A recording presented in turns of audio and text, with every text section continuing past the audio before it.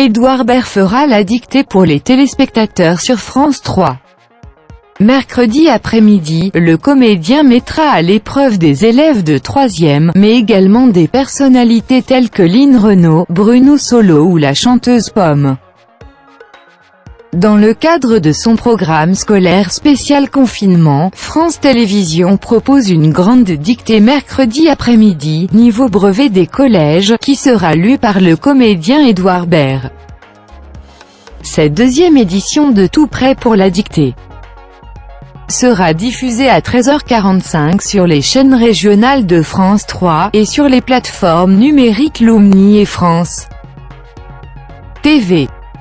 L'émission, présentée par Marie-Sophie Lacaro et Alex Good, sera proposée en mode confiné aux milliers de collégiens de 3e et à leurs familles, ainsi qu'aux amoureux de la langue française, précise un communiqué.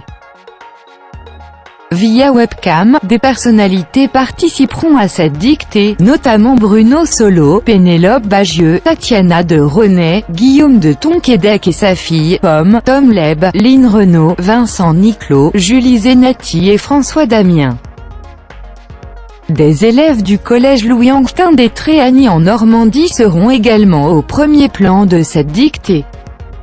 La première édition avait rassemblé plus de 40 000 élèves dans 500 collèges de France. Pour bien se préparer à l'examen, Lumni propose des séances de révision avec Camini.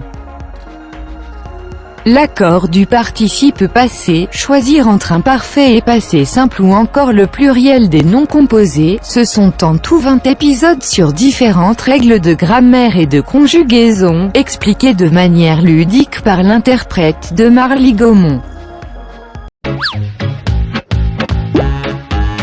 Mon mot préféré, c'est exaltant. Comme le mot l'indique, il me donne envie de faire « Ah !»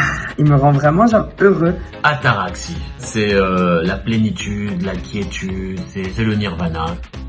Le mot yogourt. Alors lui, c'est... En fait, ce qui me fait rire, c'est la variante. Tu reprendras du yaourt? Il n'y a plus de yaourt. C'est un dessert dont il est très difficile de se réjouir. Formidable! Du yogourt. Le mot que je préfère, moi, c'est le mot résilience. C'est un mot très joli à dire et à écrire, et c'est très important pour moi.